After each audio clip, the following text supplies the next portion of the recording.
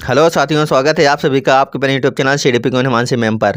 दोस्तों, उम्मीद है आप सभी लोग बहुत अच्छे होंगे। घर परिवार, माता पिता, भाई बहन और आपके साथी दोस्त सभी लोग अच्छे होंगे, क्योंकि कोरोना फिर से एक बार अपने देश में पैर पसार रहा है। 2 लाख के करीब पहुंचने वाले हैं। तो आप लोग सुरक्षित रहिए और अपने घर परिवार, साथी मित्रों को सुरक्षित रहें, इस प्रकार से आप उनको बोल सकते हैं। और अपने घर परिवार वालों को सुरक्षित रखिए और पढ़ाई को जारी रखिए हमारे साथ में। अगर आवश्यकता ना हो तो बाहर बिल्कुल भी बिना मास्क के बिल्कुल भी बाहर ना निकलें, क्योंकि जब आप सुरक्षित रहेंगे तभी आप दूसरे को भी सुरक्षित रख पाएंगे। तो आज की हमारी क्लास रहने वाली भारत की नदियां और अपवाह तंत्र के बारे में, कि भारत में कौन कौन सी प्रमुख नदियां हैं और कौन सी नदी कहां से निकलती है और कहां पर जाकर के समाप्त होती है। तो क्लास को शुरू करने से पहले आप लोग एक बार सेशन को सभी साथियों के पास में शेयर कर दीजिए और वीडियो को लाइक कर लीजिए। और जितने लोग आज चैनल पर पहली बार जुड़े हैं तो वो लोग चैनल को सब्सक्राइब भी कर लें एक बार। उसके बाद शुरू करते हैं अपनी आज की क्लास। तो चलिए शुरू करते हैं। बंगाल की खाड़ी में गिरने वाली नदियों की हम बात करेंगे। ऐसी कौन कौन सी नदियां हैं जो बंगाल की खाड़ी में गिरने वाली हैं, भारत की प्रमुख नदियां। तो देखते हैं। ट्रिक है ब्रह्मा की गोद में गंगा। क्या ट्रिक है? ब्रह्मा की गोद में गंगा। आप इसको याद कर सकते हैं तो आप लोग जान जाएंगे कि ब्रह्मा की गोद में गंगा जहाँ पे आ जाए ट्रिक, वहाँ पे वो नदियाँ जो होंगी वो सब बंगाल की खाड़ी में गिरने वाली होंगी।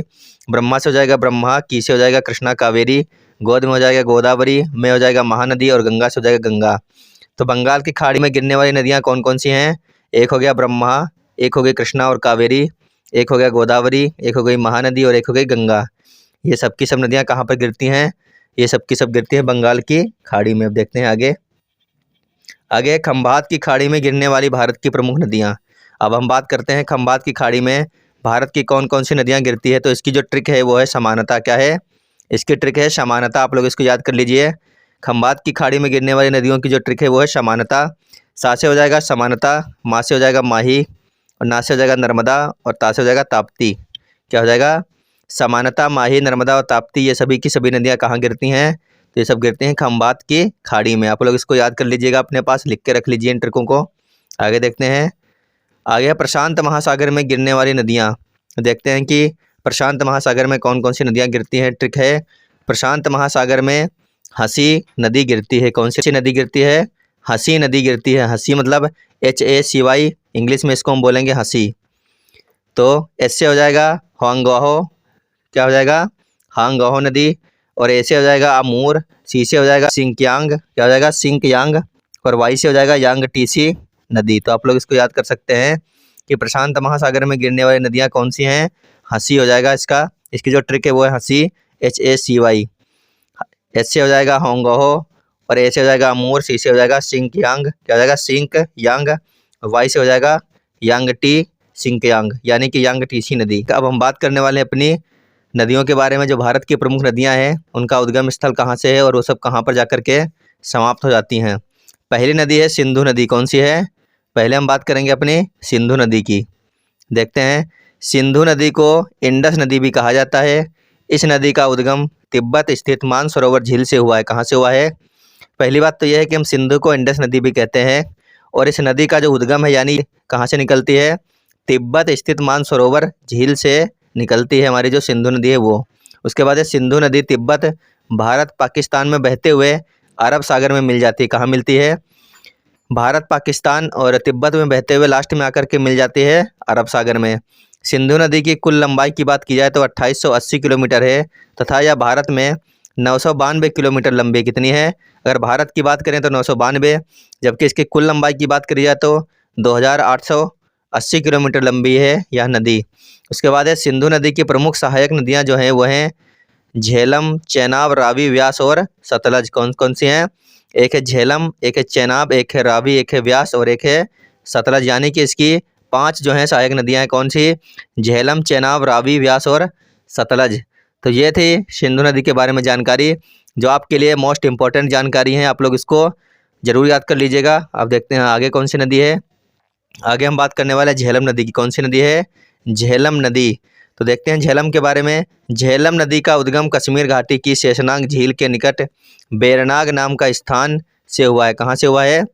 झेलम नदी का जो उद्गम माना जाता है कश्मीर घाटी की शेषनाग झील के निकट बेरनाग नाम का स्थान, इसको माना जाता है झेलम नदी का उद्गम स्थल। आगे है वूलर झील से मिलने के बाद यह पाकिस्तान में प्रवेश करती है तथा चेनाब नदी में मिल जाती है।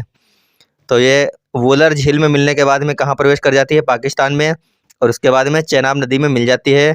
झेलम नदी की कुल लंबाई की बात करें तो यह 724 किलोमीटर है एवं भारत में इसकी लंबाई 400 किलोमीटर है। कितनी है? भारत में 400 किलोमीटर है, जबकि अगर झेलम नदी की कुल लंबाई की बात करें तो 724 किलोमीटर है। झेलम नदी के बारे में थोड़ी सी जानकारी। अब देखते हैं हम आगे कौन सी नदी है। आगे है व्यास नदी। कौन सी है? व्यास नदी। व्यास नदी की बात की जाए तो इस नदी का उद्गम हिमालय के रोहतांग दर्रे के समीप व्यास कुंड से हुआ है। कहाँ से हुआ है? हिमालय के रोहतांग दर्रे के समीप व्यास कुंड से हुआ है व्यास नदी का उद्गम। यानी कि यह रोहतांग दर्रे के समीप व्यास कुंड से निकलती व्यास नदी जो है यह, इसकी कुल लंबाई की बात करें तो 470 किलोमीटर लंबी है और यह पंजाब में जाकर के सतलज नदी में मिल जाती है व्यास नदी। अब देखते हैं अगले कौन सी नदी है। अगली हमारी नदी है चेनाब नदी। कौन सी है? चेनाब नदी। इसके बारे में देखते हैं। चेनाब नदी हिमाचल प्रदेश के लाहौल के बारालाचाला दर्रे से निकलती है। यह पीर पंजाल के समानांतर बहते हुए किश्तवाड़ के निकट पीर पंजाल में गहरा गर्जा बनाती है। भारत में चेनाब नदी की लंबाई 1180 किलोमीटर है। यह पाकिस्तान में जाकर सतलज नदी में मिल जाती है। आप लोग इसको याद रखिएगा। भारत में चेनाब नदी की लंबाई की बात करी जाए तो 1180 किलोमीटर है यह, और यह पाकिस्तान में जाकर के सतलज नदी में मिल जाती है। और जबकि इसका उद्गम की बात करें तो चेनाब नदी हिमाचल प्रदेश के लाहौल के बारालाचाला दर्रे से निकलती है। आप लोग इसको याद रख सकते हैं। आगे देखते हैं। आगे हमारी नदी है रावी नदी। कौन सी है? रावी नदी। इसके बारे में देखते हैं थोड़ा सा। रावी नदी हिमाचल प्रदेश के रोहतांग दर्रे से निकलती है एवं पाकिस्तान के मुल्तान के समीप चेनाब नदी में मिल जाती है। इस नदी की लंबाई 720 किलोमीटर है। तो ये कहाँ से निकलती है? रावी नदी निकलती है हिमाचल प्रदेश के रोहतांग दर्रे से। कहाँ से निकलती है? रोहतांग दर्रे से निकलती है। आप लोग इसको याद रखना है। एवं पाकिस्तान के मुल्तान के समीप चेनाब नदी में मिल जाती है और इसकी लंबाई कितनी है? 720 किलोमीटर इसकी लंबाई है। आगे देखते हैं। सतलज नदी का उद्गम तिब्बत स्थित मानसरोवर झील के निकट हर राक्षस ताल से हुआ है। कहाँ से हुआ है? सतलज नदी का उद्गम जो है तिब्बत स्थित मानसरोवर झील के निकट हर राक्षस ताल से हुआ है। यह नदी अपने उद्गम स्थल से 1500 किलोमीटर दूर तय करके पाकिस्तान में चेनाब नदी में मिल जाती है। भारत में सतलज नदी की लंबाई 1050 किलोमीटर है। प्रसिद्ध भाखड़ा नागल बांध सतलज नदी पर ही बना है।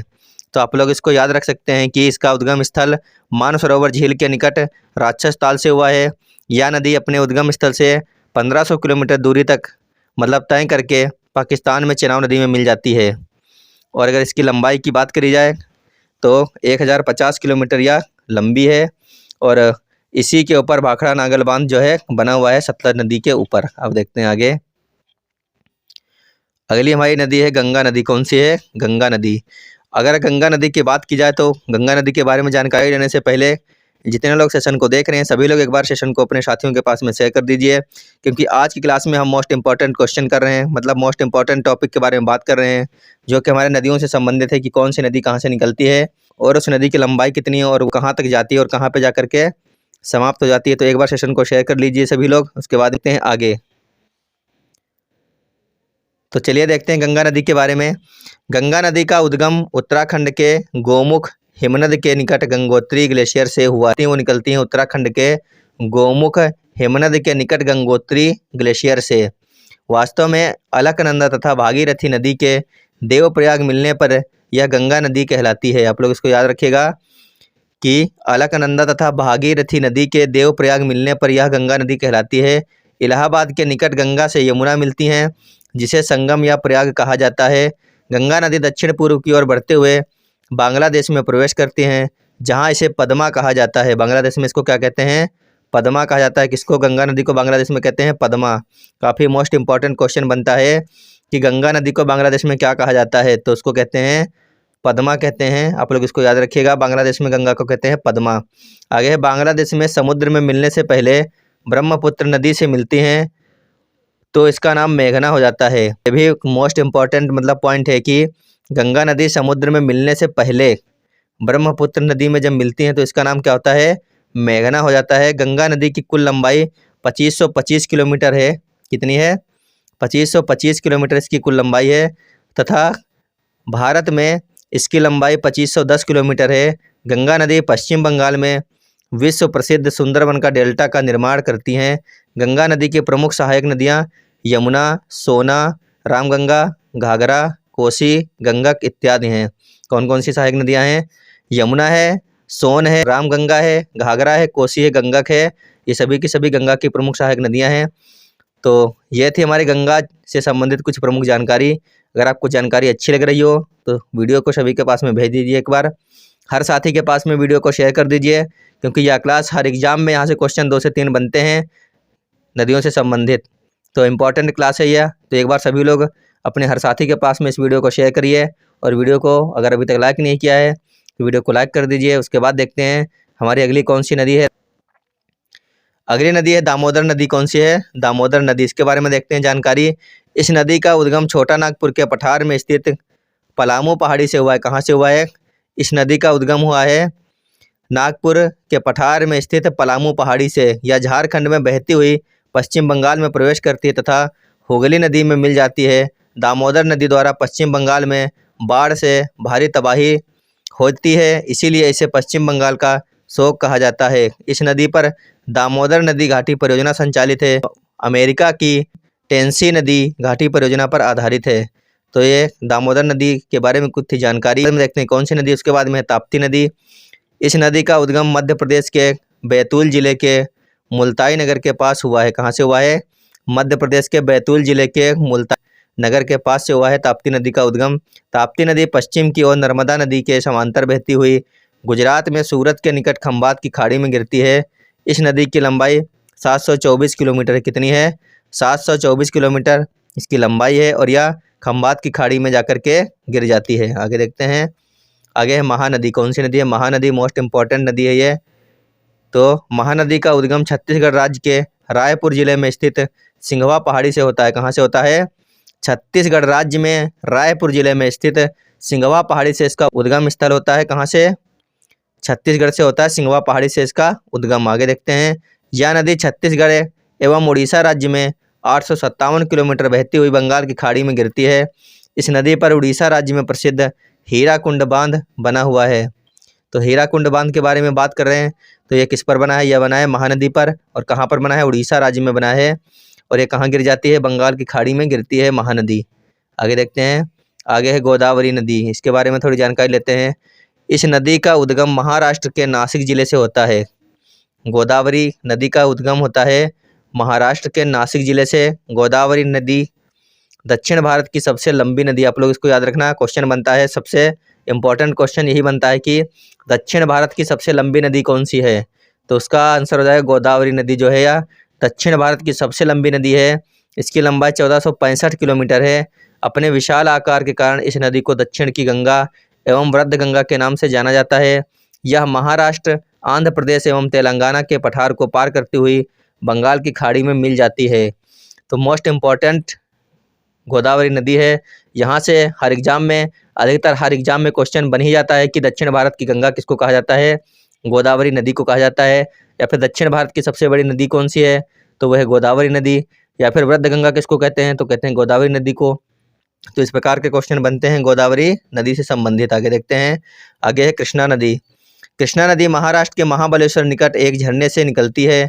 यह महाराष्ट्र, कर्नाटक तथा आंध्र प्रदेश में बहते हुए विजयवाड़ा के निकट विभिन्न शाखाओं में बंगाल की खाड़ी में मिल जाती है। इस नदी की कुल लंबाई 1400 किलोमीटर है।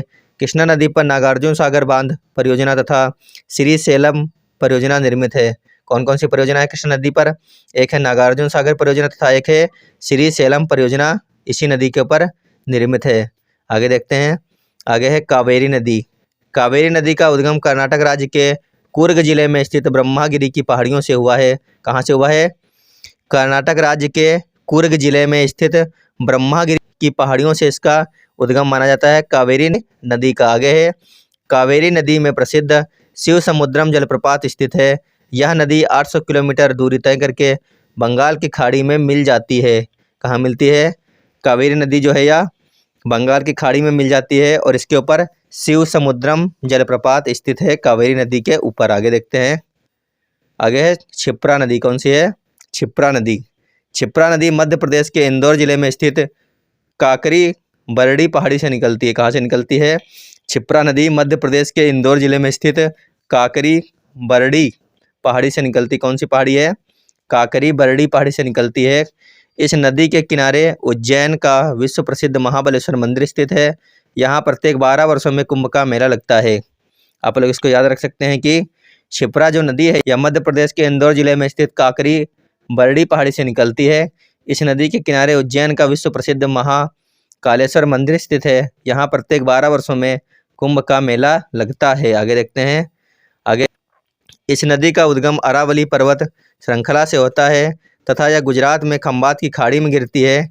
यह नदी कर्क रेखा को 2 बार काटती है। मोस्ट इंपॉर्टेंट क्वेश्चन बनता है कि कर्क रेखा को 2 बार काटने वाली नदी कौन सी है? 10वीं बार क्वेश्चन बन चुका किसी ना किसी एग्जाम में कि कर्क रेखा को 2 बार काटने वाली नदी कौन सी है? माही नदी। आप लोग इसको याद रखिएगा। और यह गुजरात में खंबात की खाड़ी में गिरती है और इसका उद्गम कहाँ से है? अरावली पर्वत श्रृंखला से इसका उद्गम होता है। आगे देखते हैं। आगे है साबरमती नदी, कौन सी है? साबरमती नदी। साबरमती राजस्थान के उदयपुर में अरावली पर्वत श्रृंखला से निकलती है। कहाँ से निकलती है? या राजस्थान के उदयपुर में अरावली पर्वत श्रृंखला से निकलती है साबरमती नदी तथा खंबात की खाड़ी में मिल जाती है। इस नदी के किनारे अहमदाबाद से गांधीनगर बसे हुए हैं। कौन कौन से हैं? इस नदी के किनारे अहमदाबाद और गांधीनगर बसे हुए हैं। आप लोग इसको याद रखिएगा। साबरमती नदी के किनारे अहमदाबाद और गांधीनगर बसे हुए हैं। आगे देखते हैं। तो दोस्तों, यह थी हमारे आज की क्लास। अगर आपको क्लास अच्छी लगी हो, आपको लग रहा है कि आपको आज की इस क्लास से नदियों से संबंधित थोड़ी सी भी जानकारी मिली हो, तो वीडियो को लाइक कर दीजिएगा और इस सेशन को ज़रूर सभी के पास तक आपको भेजना है। जितने भी लोगों ने इस वीडियो को देखा है, सभी लोग इस सेशन को अपने सभी साथियों तक इसको भेज दीजिएगा, क्योंकि हर एग्जाम में यहाँ से क्वेश्चन 1-2 बनते हैं, तो सभी के लिए समान रूप से उपयोगी है यह क्लास। तो आपको सभी के पास में इसको भेजना है। तो वीडियो देखने के लिए धन्यवाद। Bye bye.